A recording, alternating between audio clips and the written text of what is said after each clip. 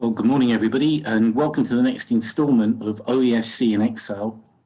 And we're still in Acts chapter 19. I'm going to start reading now from verse 21.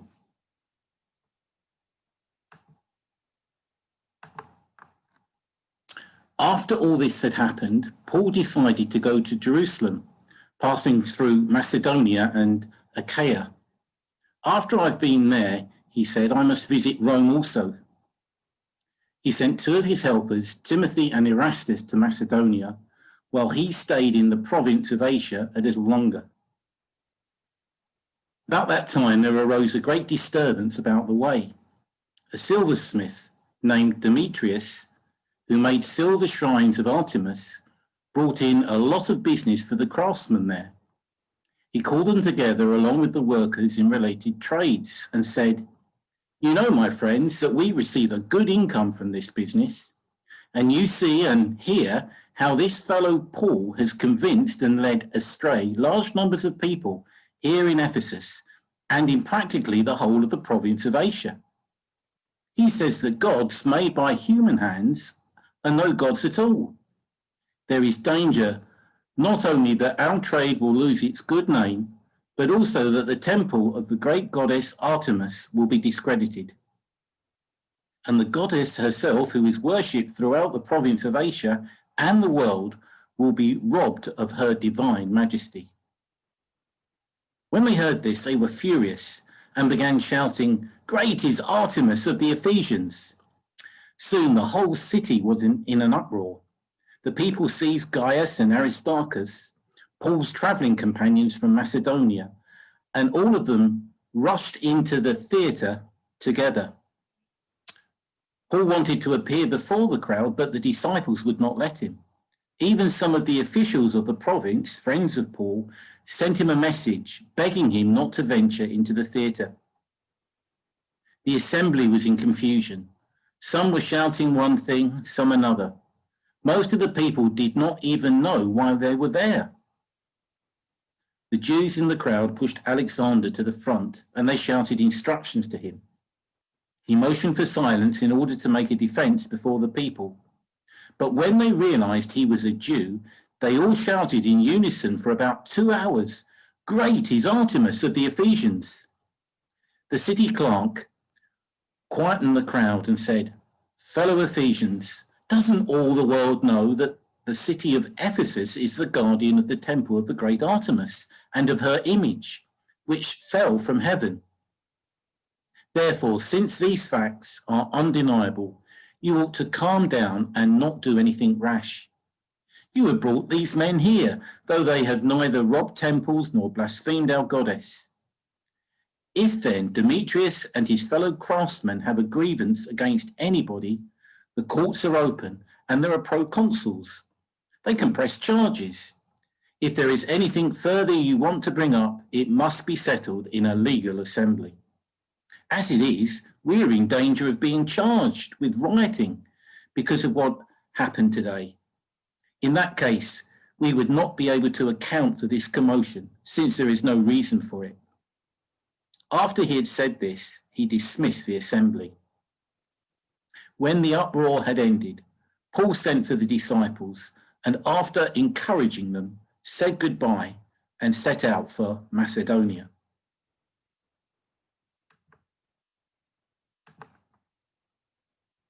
These are some lines in modern English of the poem To a Mouse, written by Robert Burns in 1785. But mouse, you are not alone. Improving foresight may be vain. The best laid schemes of mice and men go often askew and leave us nothing but grief and pain. Last week we saw spiritual revival had come to Ephesus. Through 2 years of Paul's prodigious preaching of the word of the Lord in the school of theology he'd set up at Ephesus, the whole Roman province of Asia had heard the gospel. Men like Epaphras were being taught by Paul and were taking the gospel into the other cities such as Colossae, Hierapolis, and Laodicea.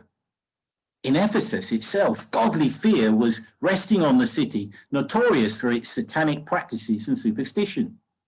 those who had become believers, but who had dabbled in black magic, made the cleanest of clean breaks with the past, and publicly consigned to the bonfire their scrolls teaching sorcery. The word of the Lord was spreading throughout Ephesus and winning the hearts of men and women for Christ. Paul concludes, his work in Ephesus is done, for the time being at least. He plans to go to Jerusalem, but not without first visiting the churches established in Macedonia and Achaia, which meant crossing the Aegean Sea lying between modern-day Turkey and Greece. After Jerusalem, Rome was on Paul's radar. But in the words of the poem, the best laid schemes of mice and men go often askew and leave us nothing but grief and pain. And a drama unfolds in Ephesus, and Paul has to modify his plans. Today's passage shows us what happens when Christianity collides with vested interest, when the gospel takes possession of men's hearts, and how the transformation which results has an impact on other interest groups in wider society. Now, there are 5 main players in this instalment of Paul's third missionary journey: Demetrius, the mob, Alexander the Jew, the city clerk, and of course Paul. I would like to narrow the field down to 3 for the sake of brevity and look at 3 views of when Christianity and vested interest collide. Firstly, we've got the view of Demetrius the silversmith, and that's summed up in the word hostility. Look at verse 26. A silversmith named Demetrius, who made silver shrines of Artemis, brought in a lot of business for the craftsmen there. I read a story about a man who saw a friend looking very gloomy. He asked his friend, "What's the matter?" The friend replied, "My wife has just made me a millionaire." The friend said, "Well, what's wrong with that?" The friend answered, "I used to be a multi-millionaire." You know, anything that hits us in the pocket always hurts. And Demetrius was hurting financially. He was a silversmith, but he was also a salesman. And the thing about any salesman worth his salt is that he is keenly aware when the sales of his product begin to drop off. There are generally 2 reasons for declining sales figures. Firstly, the market for the product is shrinking, or secondly, a competitor has entered the market with a superior product and former customers are flocking to him. This is what Demetrius had noticed. He wasn't selling as many silver images of the goddess Artemis, silver shrines to her or silver souvenirs of her as he once had. His business was in serious decline. The market just wasn't there as it had once been. So he does his market research. He asks around. He speaks to customers and former customers. And then the reason for his sales figures falling off a cliff becomes apparent. Christianity was fast making inroads into Ephesus and in fact into the whole of Asia. Many were forsaking the worship of Artemis, or the goddess Diana as the Romans knew her, for an obscure Jewish prophet called Jesus of Nazareth, whom his followers claimed had been put to death on a Roman cross and yet had been raised to life again by the power of the historic God of Israel. These new Christians now had no appetite for silver statues and shrines of their pagan past. They had discovered something better: Jesus Christ, the Son of God. And who was spreading the news about the one who claimed to be the Messiah? Well, one Paul, from his school of theology in the lecture hall of Tyrannus. I spent nearly 30 years in a sales environment. Dare I say it? I have a little sympathy for Demetrius. He was facing the double whammy of a market in serial decline and a Christian faith he could not possibly compete against. His affluent lifestyle was under threat. His livelihood was endangered. But he was astute to know that the expansion of Christianity didn't just affect him. It also affected the other tradesmen of Ephesus who made their living from the cult of Artemis. They too had been making a good living from the cult worship of the goddess of fertility. The temple of Artemis in Ephesus was one of the 7 wonders of the ancient world. So Ephesus was the center of her worship. Pilgrims would visit Ephesus from all over the province of Asia and beyond to pay homage to her, and would often depart with silver trinkets in her honor. This form of idolatry was therefore critical to the local economy. It's a bit like a town having within it a factory producing asbestos. It employs a lot of people, both directly and indirectly. But suddenly science reveals how dangerous asbestos is to human health. The demand for it collapses, the factory closes, and the local economy takes a big hit. Demetrius, therefore, had no problem in gathering together a guild of artisans dependent like him on the worship of the goddess flourishing. They too had experienced a decline in business. They listened eagerly to Demetrius explain why. First, he appeals to their wallets. The gospel that this Paul was declaring was bad for business. The gospel was eating their lunch. Paul had the audacity to teach that gods made by human hands are not gods at all. Why do people need, therefore, to buy images of the gods, however skillfully they're made? Paul is bringing our trade into disrepute by declaring that the gods for whom we make idols don't exist. But next, Demetrius appeals to their hearts. Paul is demeaning not only the temple dedicated to Artemis, but also the goddess herself, whom is revered throughout Asia and the world. Demetrius, therefore, makes a perfect pitch to stir up his fellow tradesmen, an economic one and an emotional one. And his oratory has the desired effect. The workmen are enraged. The chant is raised among them. Great is Artemis of the Ephesians. The rage against the gospel goes viral. Word gets about the city, something is afoot. But not everyone is quite aware of what's going on. There's great confusion. A crowd gathers, but many are just caught up in the frenzy rather than realizing what it is all about. But Gaius and Aristarchus are in the wrong place at the wrong time and are identified as Paul's associates, are seized and are dragged into the amphitheatre where the crowd has assembled. I'm indebted to our brother Martin Easton for the next 2 pictures of the actual theatre in ancient Ephesus. It had a capacity of 25,000 spectators. The mood of the crowd is explosive. An attempt by Alexander, a Jew, to disassociate his fellow Jews from this sect of Christianity fails. When he attempts to address the crowd, he's shouted down, and the cry of "Great is Artemis of the Ephesians" rings out incessantly for 2 hours. The situation is wrought with danger for Paul's companions. Matters could escalate even further. Gaius and Aristarchus could be summarily executed by the justice of the mob. They could be lynched. The scene is reminiscent of news reports from Iran, with thousands of Islamic extremists beating their breasts, burning American flags, and bellowing out, "Death to Israel." What is striking from Luke's account of the riot is the intensity with which those in the ancient world worship false gods. The word of the Lord was prevailing mightily, but the Ephesians who clung on to the god Artemis were not going anywhere. Their voice would be heard. Their goddess would not be pushed to one side. It seems strange to us in the West.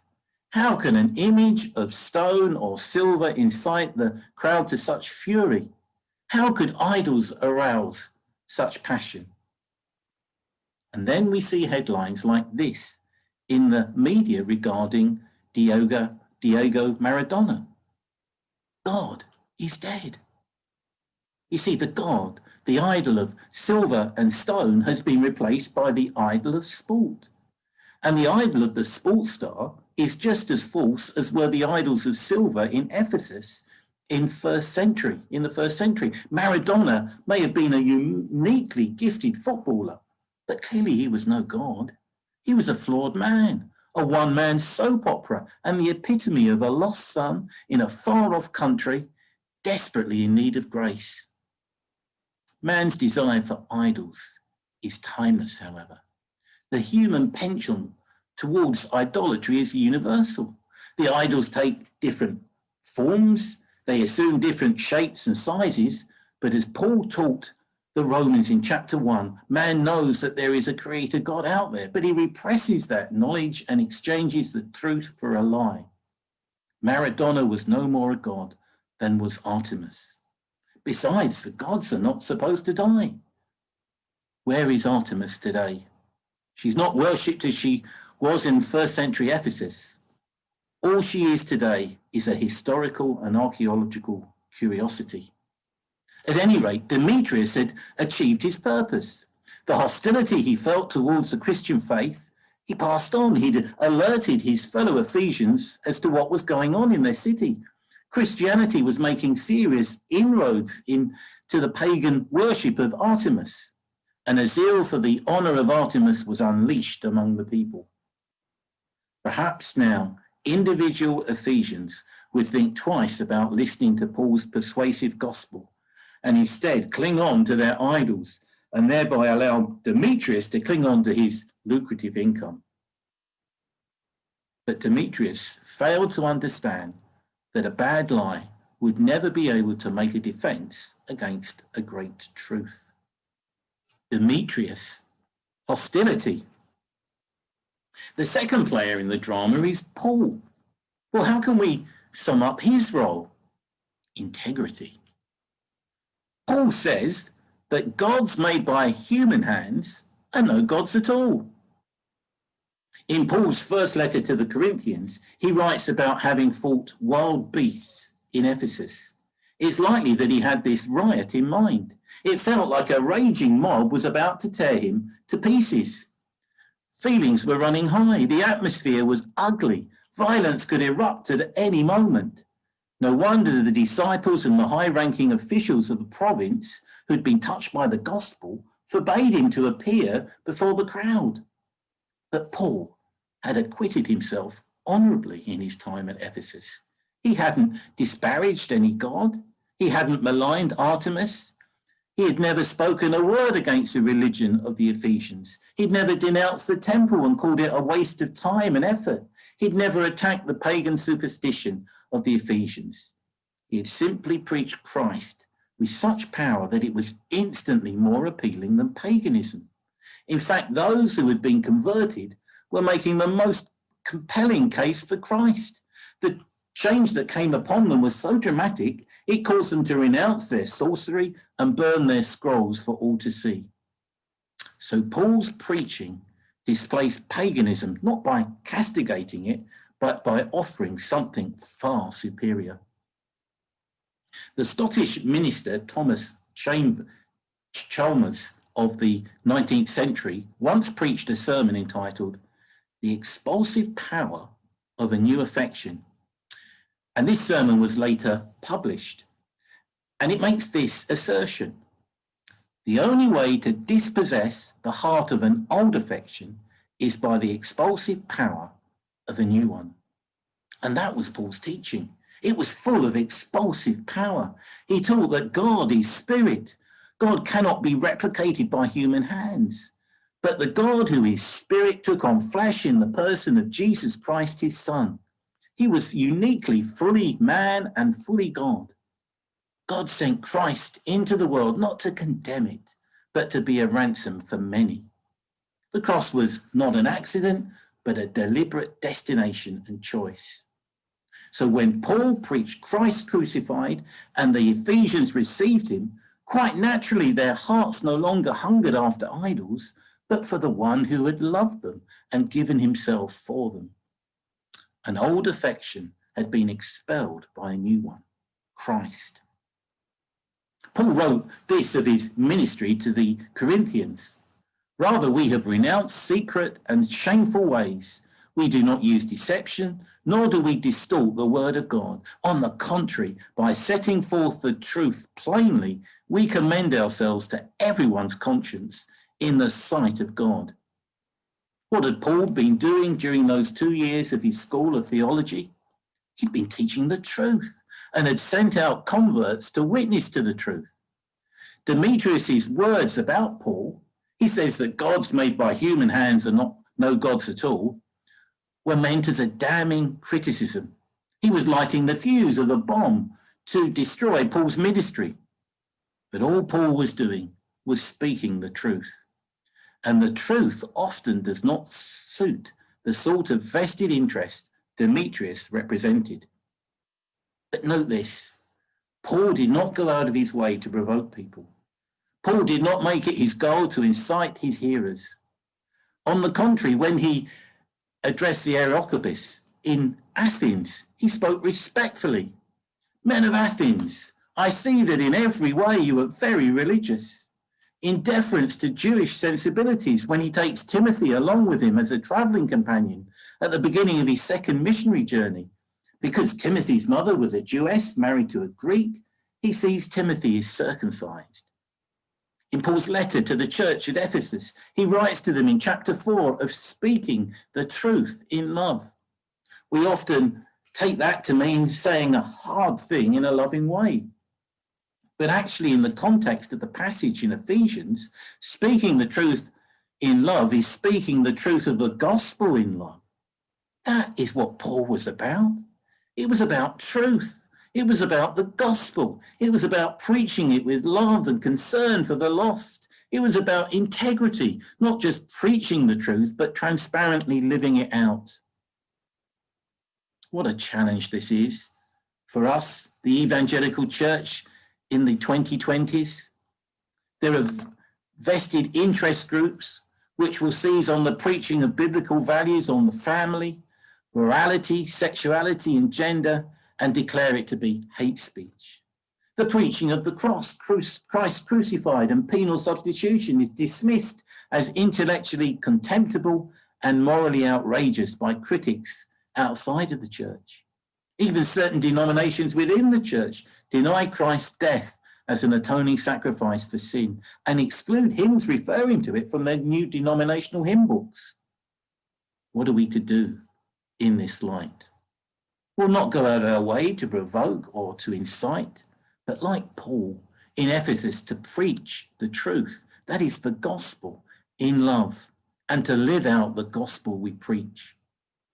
D.L. Moody made this astute observation. Of 100 men, 1 will read the Bible, but 99 will read the Christian. I remember once hearing the BBC news correspondent in the Middle East, Jeremy Bowen, say, all he had when he sought to report the news from this region was a cameraman and his integrity. In other words, he wanted to report the news faithfully and not manufacture it. In a similar way, all the Christian has is the gospel and his or her integrity. Demetrius's hostility, Paul's integrity, and thirdly, we come to the unnamed city clerk in the drama. How can we sum up in a word his role in the drama? Well, sanity. The city clerk quietened the crowd and said, fellow Ephesians, doesn't all the world know that the city of Ephesus is the guardian of the temple of the great Artemis and of her image, which fell from heaven? When I read about the city clerk in verses 35 to 41, my mind went to the character in Dad's Army, the town clerk. But actually, this city clerk was no figure of fun from a sitcom, but was a man of some substance. He was the elected head of the city executive and a man of rationality and good sense. And skillfully addressing the crowd, he's able to diffuse the situation. He draws the attention of the crowd to the 4 undeniable facts to subdue the turmoil. Firstly, the world and his wife know that Ephesus is the center of the cult of Artemis, and that status is not in danger. Secondly, Paul's associates, Gaius and Aristarchus, have done nothing wrong and haven't spoken ill of the goddess. Thirdly, if Demetrius has a grievance, there are legal channels through which he can pursue them. Lastly, if Rome hears of this disturbance and holds the city responsible, there will be serious consequences, and the rioting will have been over nothing of substance at all. His logic and sane words had the desired effect. Gaius and Aristarchus are released, order is restored, and the crowd disperses. The city clerk does not play the populist. He does not pander to the crowd. He doesn't throw the Christians to the lions to save his own skin. Instead, he reasons with them and stands for law and order. Providence used the intervention of the city clerk to ensure that Paul's ministry in Ephesus ended peacefully and not one of Paul's team came to harm. In other words, God used the mechanism of the state to protect his servants. It was the state who enabled Paul to leave the city unscathed and sail for Macedonia. As Paul wrote to the Romans, the authorities that exist have been established by God. Within the Roman Empire, there were excesses, cruelty and corruption, but it did stamp down on civil unrest and maintain order, and in this case at least, allowed an innocent man to go on his way. This is the last Sunday of the latest lockdown, preventing churches holding physical services. Some evangelical churches, when the lockdown was announced, considered taking civil action, going against the law and carrying on with services. Thankfully, with just a few exceptions, the vast majority of churches in the end decided against this course of action. I am sure as hard and as frustrating as many Christians have found the latest lockdown, this was the right decision in the sight of God. The state, after all, guarantees our religious liberties. It enforces law and order so we can conduct our meetings. It allows tax relief on our donations. It provides a safety net if we are sick or unemployed. It pays a pension when we are elderly. It gives us healthcare from cradle to grave.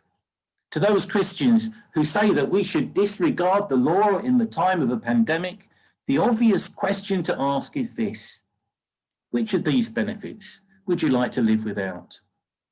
I'm sure none of them.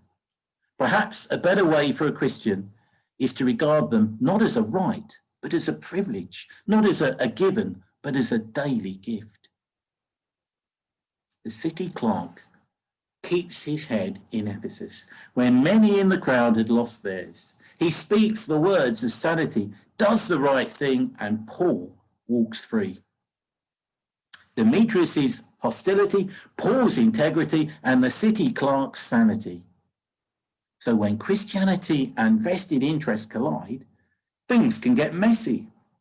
The Church of Jesus Christ can find itself up against determined opposition. In the latter part of the 19th century, the Salvation Army, with its crusades in some of the poorest parts of London, had a very simple mission statement of soup, soap, and salvation. Soup for the stomach and physical well-being, soap for the body, cleanliness and self-respect, and salvation for the soul, a new life in Christ and a turning away from the old.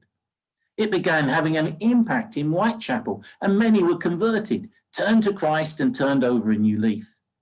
But these conversions impaired the business interests of the publicans, the brothel keepers, and the sellers of alcohol.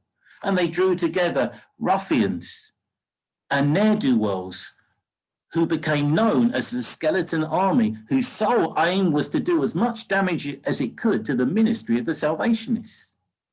But it was a war the Skeleton Army did not win. By the 1890s, their numbers had dwindled and it disappeared from view, but not before some members of the Salvation Army had either been killed or injured by their antics. Wouldn't it be a wonderful thing in our day if the gospel was being proclaimed with such power and clarity and lived out with such integrity by Christians that revival broke out in our country, and Christianity in our generation would collide with the vested interests of the drug barons, the sex industry, and the gambling organizations. Let's pray that one day it may be so. Amen.